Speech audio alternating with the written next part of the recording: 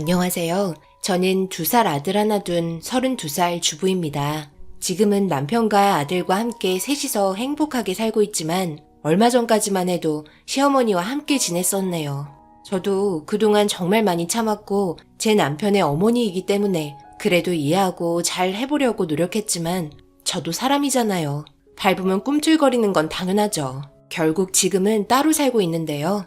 세상의 모든 걸 다 얻은 것 같은 기분입니다. 지금 2달 정도 지낸 것 같아요. 2달이 쭉 뻗고 근심 걱정 없이 아무 눈치 안 보고 쉴 수 있다는 게 이렇게 행복한 건 줄 이번에 새로 느꼈습니다. 아마 남편이 시어머니 편을 들었다면 저는 이혼했을지도 모르겠어요.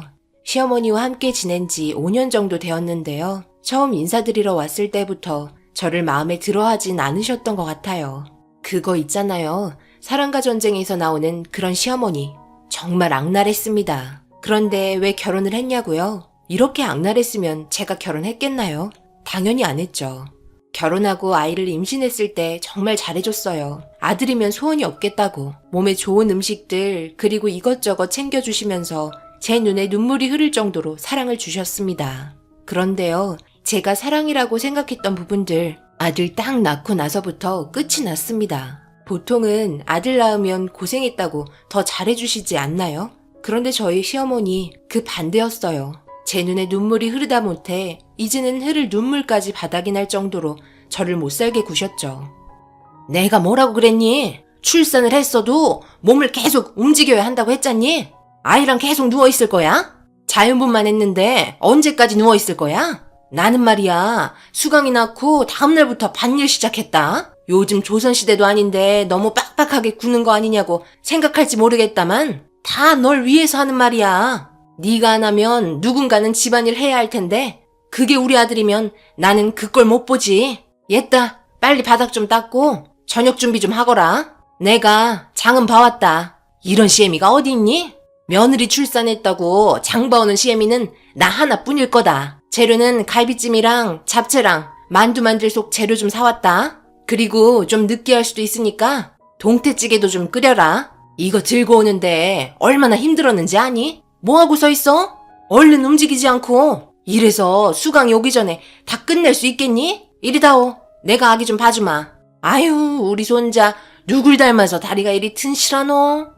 어머님, 저 지금 겨우 일어나 있는 거예요. 아시면서 그래요. 아이가 4.5kg 우량아로 태어나서 자연분만 할 때 많이 힘들었다고요. 아직 아물지도 않아서 제대로 앉아있기도 힘든데 어떻게 이 많은 음식을 할 수가 있겠어요. 도와주시는 것도 아니고 정말 너무하세요. 이 말이 끝나자마자 시어머니 엄청 화난 얼굴로 힘들게 장봐오신 재료를 제 얼굴에 모두 다 던져버렸습니다. 시어머니 말 무시한다며 늙은 게 죄라며 아버님 세상 떠난 것도 서러운데 제가 정신적으로 힘들게 한다고 갑자기 눈물을 쏟으면서 통곡을 하셨습니다.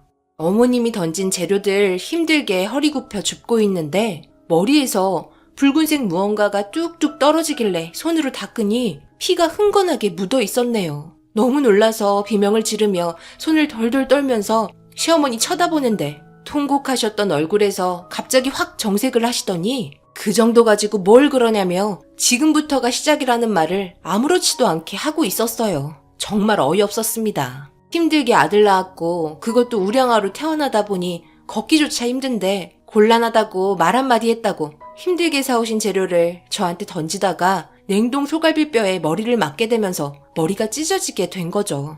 그런데 당황한 눈빛 하나 없더라고요. 이런 상황 이해가 되지 않아 저한테 왜 그러냐고 서러운 마음에 소리치니 자기가 한 번 뱉은 말 무시하는 걸 제일 싫어한다며 한 번만 더 토달면 그때는 더한 것도 할 수 있다고 선전포고하셨네요. 거기에 더해 제가 이 집에 들어오고 나서 아버님이 돌아가셨는데요. 그게 다 제 탓이라면서 책임을 저한테 떠넘기셨습니다.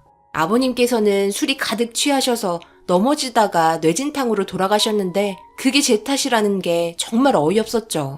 그런데 아주 잠깐이었지만 시어머니 성격 보통이 아니라서 그런지 아버님께서도 버티기가 힘드셔서 술을 많이 드시는 걸로 알고 있었어요.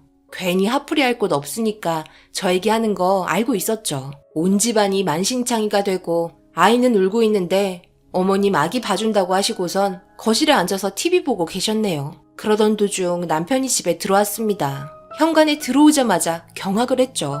그런데 왔니? 오늘은 좀 늦었네? 저녁 준비가 안 돼서 미안하다.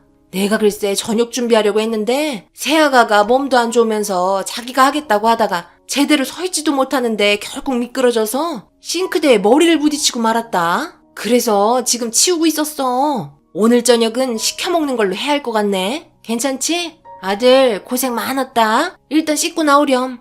그리곤 강제로 남편 등 떠밀면서 옷 갈아입게 하고 남편이 평소에 좋아하는 중국집에 전화해 음식 시켰습니다. 시어머니께서는 눈짓으로 주변의 식재료 빨리 치우라고 화를 내고 계셨고 저는 너무 화가 치밀어 올랐지만 몸이 좋지 않았기 때문에 대응하고 싶지도 않아 재료들 대충 정리하고 방에 들어가 울고 있는 아이 눕혀서 재우고 있었습니다. 배달 음식이 도착했지만 저는 몸이 좋지 않아 먹지 않겠다고 말했고 그렇게 둘이서 음식을 먹고 어머님께서는 방으로 들어가셨네요. 남편이 제 눈치를 보며 배달 그릇 대충 치우고 방에 들어와 분위기를 살피길래 저는 눈물을 쏟으며 이대로는 같이 살기 싫다며 짜증을 내기 시작했습니다. 아버님 돌아가시고 나서 혼자 외롭게 지내시는 거 나도 보기 힘들어 같이 지냈는데 이게 뭐야? 지금 내 머리 왜 이런 줄 알아? 어머님께서 내 얼굴에 냉동갈비 던지는 바람에 이렇게 된 거야. 그런데 표정 하나 안 바뀌고 당신한테 거짓말하더라? 내가 이런 걸 보려고 결혼한 줄 알아? 처음에는 잘해주시다가 아이 출산하자마자 이렇게 막대하는 경우가 어디 있어. 정말 너무하신 거 아니야? 내가 고아라서 무시하는 거야 뭐야. 어디 갈 데도 없으니까 막대해도 된다고 생각하시나 봐. 나도 가진 거 없이 자라왔기 때문에 잃을 것도 없는 사람이야. 눈 돌아버리면 어떻게 할지 모른다고. 산전수전 다 겪은 나한테 이렇게 막대하셨다가 큰 코 다칠지도 몰라. 그러니 당신이 잘 좀 말해. 사람이 참는 것도 한계가 있는 거라고. 내가 지금 몸도 안 좋고 아이도 봐야 하니까 아무것도 못하고 있는데 몸만 다 나아봐. 절대 가만두지 않을 거야. 알겠어? 왜 대답이 없어? 말 좀 해봐. 당신이 이렇게 만든 거잖아. 미안해. 나도 이렇게 될 거라고 생각 못했지. 어머니한테 그러지 말라고 잘 말해 놓을게. 그러니 화 풀어. 지금 상황 어쩔 수 없는 거 당신도 잘 알잖아. 아버지께서 돌아가시기 전에 빚을 산더미만큼 불려놓으셔서 아버지 집 팔고 우리 집까지 팔아서 모두 갚았잖아. 내가 어머니 지낼 곳 마련해 드릴 때까지 조금만 기다려줘. 지금 신용이 안 좋아서 대출도 안 돼. 미안해. 그리고 당신이 고아라고 해서 절대 무시하거나 그런 거 아닐 거야. 그냥 아버지 돌아가신 지 얼마 되지 않아서 그런 걸 수도 있으니까 조금만 참자. 내가 대신 사과할게. 남편의 계속되는 사과에 마지막이라고 생각하고 참았습니다. 그냥 이혼하고 양육수당 받으며 사는 게 훨씬 편할 것 같았거든요. 그런데 하나의 문제가 생기고 말았습니다. 몸도 안 좋은 상태에서 잠도 못 자 피곤하고 스트레스까지 많이 받아서 그런 걸까요? 잠시 정신을 차리고 눈을 떴을 때 제 자신이 거실에 서 있는 걸 확인하게 되었고 너무 놀라 비틀거리며 침대에 다시 누웠습니다. 어렸을 때 잠깐 목류병이 있었지만 나이가 먹고 괜찮아졌다고 생각했는데 이런 상황을 겪게 되니 정말 난감했어요. 한번 시작되면 계속해서 무의식적으로 주변을 배회할 걸 알고 있었기 때문에 다음날 남편에게 제 상황에 대해서 이야기한 후 몸이 좀 괜찮아졌을 때 병원에 가자고 설명을 하고 있는데 시어머니께서 저와 남편이 하는 얘기를 가만히 듣다가 충격적인 말을 내뱉으셨어요. 고아인 주제에 별 이상한 병까지 가지고 있는 거냐? 우리 아들이 불쌍하다. 저런 애가 뭐가 좋다고 따라다녀서 고생을 사서 하는 건지 병원비도 엄청 많이 나오겠네. 돈도 없어 죽겠구만. 그거 자식한테는 유전 안 된다니? 저런 병 내가 좀 알고 있는데 자기가 한 일에 대해서 정신이 깨어나도 전혀 몰라서 큰 사고가 나기도 한다더라. 그러니 약 좀 독하게 써서 제대로 된 치료 받고 오도록 해라. 시어머니의 막말에 화가 머리끝까지 난 저는 소리를 치며 같이 살기 싫다고 난리치기 시작했습니다. 목류병보다 정신병 걸려 죽을 것 같아 도저히 참을 수 없어 정신 나간 여자처럼 남편이 옆에 있는데도 시어머니께 막말을 하면서 대들었네요. 결국 상황이 너무 안 좋아지자 남편은 회사도 늦게 출근하게 되었고 저희가 진정할 때까지 옆에서 큰 사고 안 나도록 중재하고 있었어요. 그러던 도중 싸우는 소리 때문에 잘 자고 있던 아기가 깨면서 상황은 종료가 되었습니다. 갑작스러운 돌발 행동으로 인해 시어머니는 이런 저의 성격을 몰랐는지 당황스러워 하셨고 한동안 서로 묵묵히 말도 안 하고 조용하게 지내고 있었어요. 그러는 동안 제 몸도 꽤 그런데 가끔씩 자고 있다가 깨어나 보면 거실에 있는 저를 보곤 이대로는 안 될 것 같아 남편과 병원에 잠시 들렸지만 수유를 하고 있어 약을 처방하기는 곤란하다는 말을 듣게 되었네요. 제일 중요한 문제는 스트레스를 받지 않고 마음 편히 지내는 게 제일 좋으니 주변 환경을 바꿔보라는 다른 해결 방법을 알려주셨어요. 그런데 주변 환경이 달라질 수 있나요? 시어머니께서 집에 계신데? 결국 의사가 말한 방법은 시도조차 하지 않았습니다. 이런 상황을 남편에게 전해 듣곤 또다시 입이 터지셔서는 제 심계를 불편하게 만들면서 한계치에 도달할 때 제 표정을 본 남편이 시어머니 데리고 순식간에 방으로 들어갔네요. 그런 생활이 반복이 되면서 점점 스트레스는 심해지고 있었습니다. 그러던 중 밤에 일이 터지고 말았고 시어머니께서 털썩 주저앉고 말았네요. 제가 그날 밤은 어머님이 주무시고 계시는 방에 들어가 그 모습을 가만히 보고 있었나 보더라고요. 어머님은 저를 흔들어 깨웠고 정신이 들었던 저와 눈이 마주치면서 시겁하며 주저앉으신 거죠. 엄청 당황스럽고 놀라신 표정으로 저를 보며 괜찮냐고 물어보셨고 잠결이었던 저는 그리고 다음날 어머님께서 겪으셨던 말을 입에 모터가 달린 듯 쉬지 않고 내뱉으셨고 대수롭지 않게 반응해줬네요. 그런데 이상한 점 하나를 발견하기 시작했는데요. 어머님과 꼭 다투는 일이 생기면 제가 밤마다 어머님 방에 서 있다는 걸 알게 됐죠. 그리고 그런 저의 모습에 어머님의 얼굴빛은 점점 사색이 되기 시작했고 저와 대화조차 꺼려하며 피해 다니기 시작했습니다. 저는 편했죠. 쓸데없는 말 안 들어도 되고. 그런데 개벌은 남 못 준다고 그것 또한 오래가지 않았습니다. 더 이상 이대로는 함께 살 수 없다고 느끼게 되었어요. 앞으로 커가게 될 아이도 문제가 될 것 같고 누구 하나 죽어야 상황이 끝날 것 같아 특단의 조치를 취하게 되었어요. 좋게 대화로 해결하려고 여러 번 시도했지만 해결하지 못한다면 다른 방법을 찾아야 했기 때문에 어쩔 수 없는 선택을 하게 되었네요. 사건이 시작되기 몇 시간 전 시어머니와 또 한 번의 다툼이 있었습니다. 제가 도둑으로 몰린 거죠. 어머님의 계획으로요. 아이를 씻기고 있는데 어머님께서 이리저리 왔다 갔다 하시더라고요. 그리고 남편이 퇴근하고 들어오자마자 울며 불며 세상 떠난 아버님께서 결혼기념일 선물로 주신 반지가 없어졌다며 저를 가리키면서 보석함을 봐야겠다고 남편과 저를 끌고 들어갔습니다. 남편도 알고 있었죠. 어머님께서 쇼하고 있다는 것을요. 역시나 반지가 제 보석함에 들어가 있었습니다. 혼자서 난리를 치면서 저를 잡아먹으려고 계속해서 속을 긁으며 정신병 걸린 저랑 살 수 없겠다고 잠결인지 맨정신인지 이지 하다하다 시애미 보석함까지 손을 댄다며 남편에게 이혼해야 한다면서 자기 가족들 모두 똑같은 병 걸리겠다는 말을 죽일 듯이 말하길래 꾹꾹 눌러 참았습니다. 그리고 그날 새벽 모두가 잠들어 있을 때 저는 제대로 미친 척을 했네요. 부엌에 들어가 양손에 주방칼을 들었습니다. 그리고 조용하게 어머님 방문을 열고 들어가 어머님을 향해 분노에 찬 얼굴로 째려보고 가만히 서 있었죠.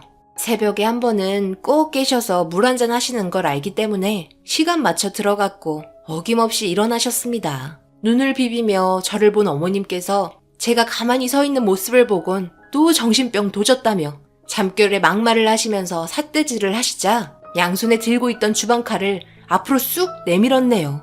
순간적으로 동공이 커지면서 뒷걸음질 치다가 뒤로 넘어졌고 비명을 지르기 시작했습니다. 남편은 놀라서 어머님 방으로 들어와 불을 켰고 양손에 들고 있는 칼을 보곤 화들짝 놀라 재빠르게 제 손에 있던 걸 거두더니 저에게 정신 차리라고 소리치길래 정신이 들은 척 연기를 하면서 조용하게 제 방으로 들어갔습니다. 그리고 다음날 저에게 어제 있었던 일에 대해서 어머님은 열변을 토하며 쉬지 않고 제 상태가 심각하니 당장 정신병원에 넣어야 한다며 난리를 치고 있었네요. 저는 당연히 기억이 안 난다고 했죠. 이런 상황에 남편도 짜증이 났는지 어머님께 화를 내면서 저에게 스트레스 주지 말라며 이러다 진짜 칼이 찔릴지도 모르겠다고 조용히 좀 살자며 아침밥도 안 먹고 출근했어요. 그리곤 정적이 흘렀죠. 남편 있을 때와 없을 때가 너무 틀리신 어머님께 밤만 되면 제 몸이 아니라서 통제가 안 되니 조심하라는 말을 한 뒤 제 심기 건들지 말라고 말했습니다. 그리고 설거지 부탁한다며 웃으면서 안방으로 들어왔네요. 전날에 있었던 일이 상당한 충격이 있었는지 조용하셨고 묵묵히 설거지하고 집안일 하셨습니다. 그런데 남편이 퇴근하고 오자마자 어머님이 한다는 소리가 자기 심기 건들지 말라면서 설거지 시키고 집안일까지 모두 자기에게 시켰다며 죽는 소리하며 또 일러바치시더라고요. 그날 저녁은 문까지 걸어 잠그셨길래 물 한잔 하러 나오실 때까지 밖에서 양손에 식칼 들고 서 있었습니다. 어머님 새벽에 문을 열자마자 문 앞에 있는 저를 보곤 비명을 지르며 뒤로 넘어지셨고 남편이 또 저에게 다가와서 제 손에 있던 칼을 조심스럽게 뺏었습니다. 정신 차리라며 소리치자 저는 조용하게 안방으로 다시 들어갔네요. 제 심기를 조금이라도 건드는 날이면 양손에 칼을 들었고 칼을 숨기면 톱이나 하다못해 포크라도 들며 위협을 가했습니다. 그리고 새벽에 제가 안방에 다시 들어가 누워있으니 남편과 어머님 둘이 대화하는 소리가 제 귀에 들려왔어요.